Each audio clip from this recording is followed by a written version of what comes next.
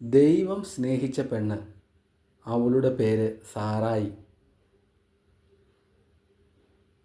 മാനവ ചരിത്രകുലത്തിൽ അന്നും ഇന്നും എന്നും സ്ത്രീകളെ അടിച്ചമർത്തുന്ന ദുഷിച്ച മനസ്സിന് ഉടമകളായിരുന്നു പുരുഷ മേധാവിത്വ സംസ്കാരങ്ങൾ. അത് മതത്തിലും രാഷ്ട്രത്തിലുമെല്ലാം ഒന്നുപോലെ നിഴലിച്ചു നിന്നു. എന്നാൽ സത്യദൈവമായ യാഹ്വേ എന്താണ് പരിശുദ്ധ ബൈബിളിൽ പറഞ്ഞിരിക്കുന്നത് എന്ന് നമുക്ക് നോക്കാം.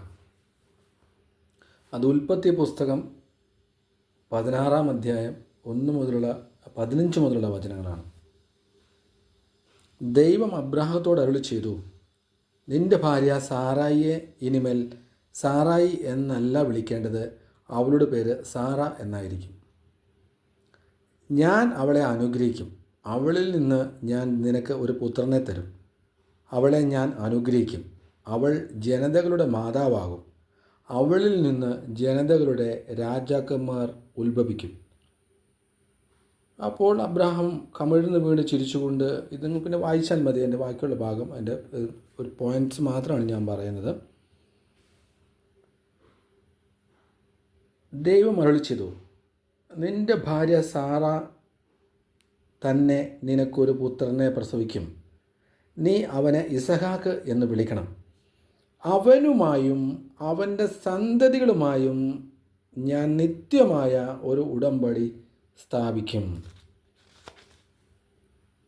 സാറായിൽ നിന്ന് അടുത്ത വർഷം ഈ സമയത്ത് നിനക്ക് ജനിക്കാൻ പോകുന്ന ഇസഹാക്കുമായിട്ടാണ് എൻ്റെ ഉടമ്പടി ഞാൻ സ്ഥാപിക്കുക. അബ്രാഹത്തോട് സംസാരിച്ചു കഴിഞ്ഞ് ദൈവം അവനെ വിട്ടുപോയി.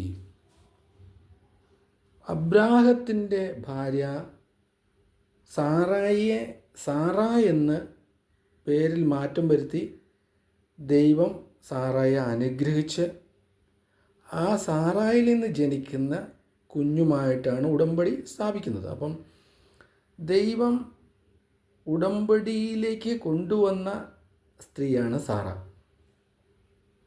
അപ്പോൾ സാറായിയെ ദൈവം എന്തുമാത്രം സ്നേഹിച്ചിരുന്നു, പുരുഷനേക്കാൾ അധികം, ഒരുപക്ഷെ അബ്രാഹത്തേക്കാൾ അധികം ദൈവം സാറായിയെ സ്നേഹിച്ചു. കാരണം സാറായിയുമായിട്ടായിരുന്നു, സാറായിൽ നിന്ന് ജനിച്ച പുത്രനുമായിട്ടാണ് ദൈവം ഉടമ്പടി സ്ഥാപിച്ചു പോയത്. അപ്പോൾ എന്തുമാത്രം അധികം ദൈവം സാറായിയെ സ്നേഹിച്ചു. എൻ്റെ പ്രിയപ്പെട്ടവരെ, നമുക്ക് തുടരാം. സബ്സ്ക്രൈബ് ചെയ്യണം, ഷെയർ ചെയ്യണം.